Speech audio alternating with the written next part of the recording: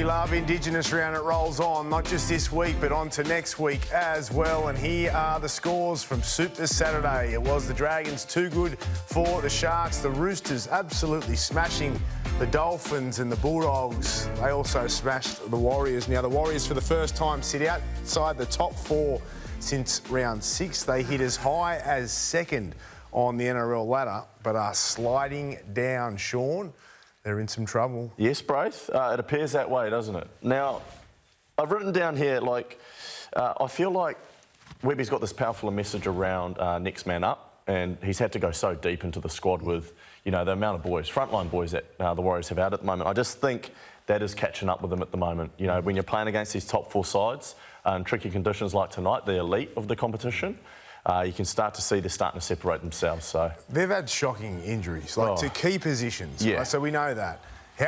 Can they stop the rot? Can they get out of this? Can they try and get back in the 4 or be competitive in the top 8? And if so, how? Yeah, 100% they can. You know, I know how connected they are, you know, as a group, and the belief they still have within the group. Now, their run home is nothing's easy in this competition. Yeah. I'm not saying that, but it's favourable compared to what a lot of these other sides have got to come up with. So there's still very much a chance of making the top 4, and I know they'll be, you know, obviously really disappointed with tonight.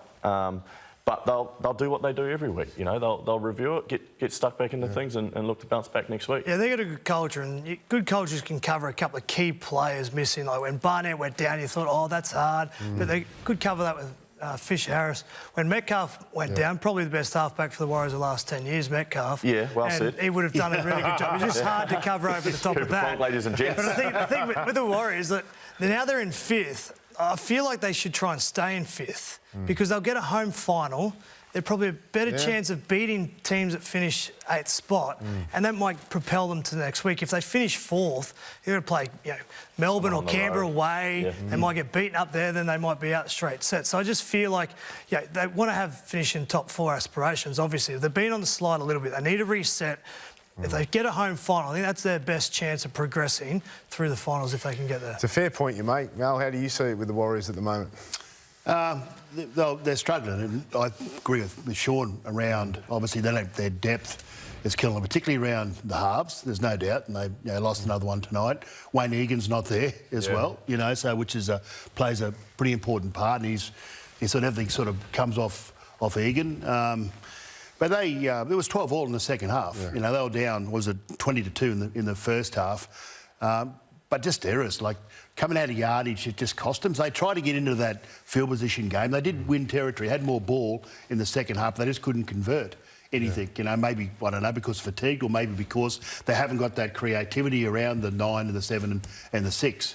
You know, so maybe the 1 as well. So maybe they need to have a look at, you know, Roger going back there and starting their sets off better and getting back down the field a bit further, and it helps their kicking game because they haven't got a strong kicking game at the moment. You know, so they can kick, but not long. You know, so they've got to find a way up the field. So yeah, I mean, it'll just from personnel, I think, but.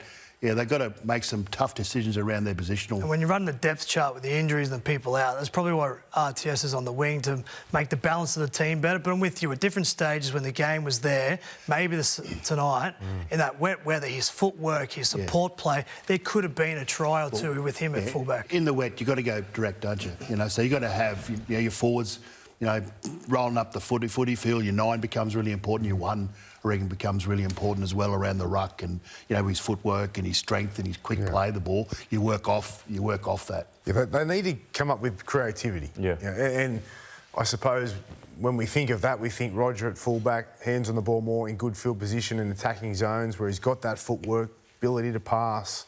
He's a huge threat. And with the injuries they've got, they may need to do that. Yeah, it's something I'm sure they'll look at. Like, they're going to look at all options, you know. Like, I played with Roger at fullback, and he was clearly his Dalian fullback of the year, Dalian player of the year, right? So there's no denying what he could do back there. But like Coop's touched on, balance of the side is crucial at the moment. And when you're this far and when you're this deep into your roster at this time of year, Cooper's point earlier just reminded me, you know, like you do need a bit of luck at this time, a bit of health, you know, like, and the Warriors just don't have that at the moment, and we're just starting to see those cracks. Yeah. And Aaron Clark, he was really good for the majority of this season. He's a good recruit, but even he's sort of started to fall back in his performance a little bit. So when you're looking for creativity, and if your halves aren't delivering that, you've got to find other avenues. One, RTS, the fullback. Aaron Clark, step up and play a little bit more than what you have been. But Egan's a big loss, because when you lose your halfback, you centralise your attack around your dummy half, and he's got creativity. And because he's gone away now, there's a bit more pressure on everyone else to do their thing. But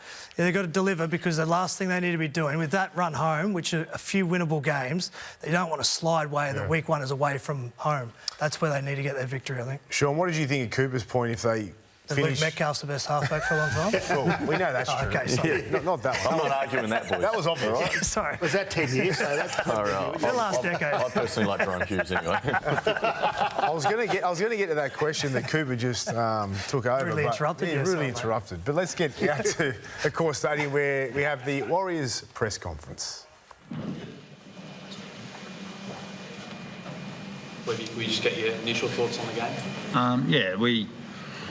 I think possession was almost 70-30 at half time. A lot of stuff was sort of self-inflicted there, with sort of errors or lack of concentration. We're going after. We had intent. I think everyone could see our collisions all night were really strong. But we just weren't thinking correctly, and the Dogs suffocated us just with great tactics. They kicked early, got a lot of repeat sets, and made us come out of the corners. And we just didn't sort of adjust well enough to that when we lost to Mighty as well. Chanel was a one-man band there for a little bit as a playmaker, and he was pretty easy to see where the ball was going, which Dogs are a really good defensive team. But yeah, like I said, there was lots of good collisions. The boys having a crack, but we weren't smart and we were really self-inflicted. How tough was that, losing to Mighty early on like that? Yeah. I think it's tough anytime you lose your playmaker. And we had a really good week of training too.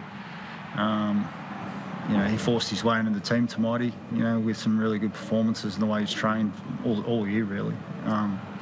We're really looking forward to seeing how that was going. But, we've got to move on. We've got to find a way to be better, and still, we still missed some tackles for tries and stuff that, it's not all to do with your halfback missing. It's things that are in our control, They were tough conditions, but the Bulldogs really played to them well, didn't they? Awesome.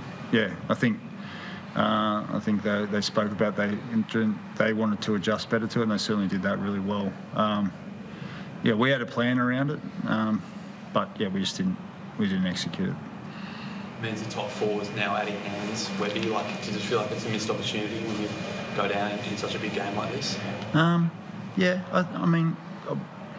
Look, everyone wants to be a top four team. And then it gives you a really good shot at the end of the season. But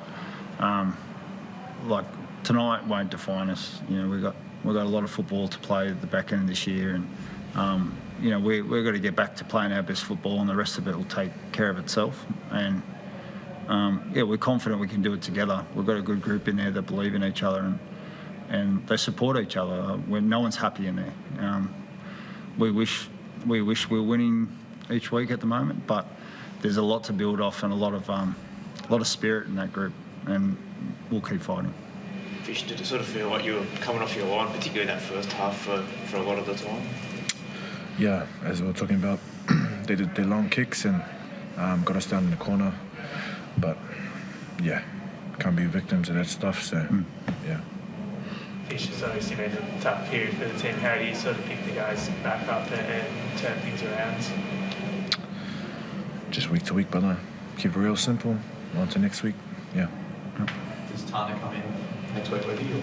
Oh, mate, yeah, he played really well today. He's been awesome, Tana. His attitude's been awesome. So I'd say it'd be a straight swap. He's pulled up well.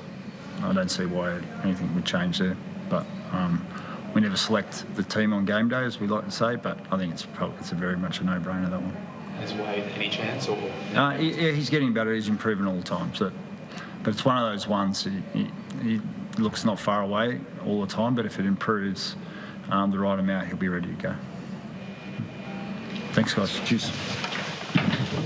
Yeah, tough there for Andrew Webster. A tough loss against the great Bulldogs team tonight. And one thing he mentioned is spirit. You know, one thing about the Warriors is they are fighting and they are putting in every week, aren't they? Like even tonight, they fought to the end. Yeah, they're pretty clear about their standards and what their game looks like, and they were still getting after the contest, you know, like the little effort areas, the kick chases, the working from marker, the line speed, plays 1 and 2, it was all there. Yeah. It's just the silk, it's just the execution on the back with the cream on the top, you know, that they're just missing at the moment. And the point just there around your halfback, like I think we probably need to, I guess, break that down a little bit more, where it's like, it plays a massive role, especially when you don't have, you know, your starting 9 there or people around Chanel to help him out. So, yeah, I thought Chanel went after it himself, but just didn't have that help.